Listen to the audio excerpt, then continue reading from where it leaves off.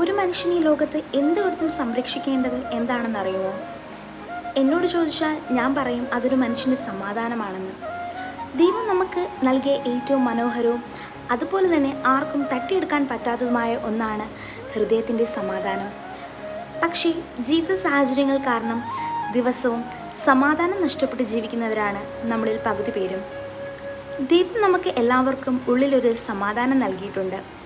അത് കണ്ടെത്താനും അതിനെ സംരക്ഷിക്കാനും ശ്രമിക്കുക. സമാധാനം തേടുന്നവർക്ക് അത് ലഭിക്കുന്നു, അത് തേടാത്തവർ അതിനെ കണ്ടെത്തുന്നതുമില്ല.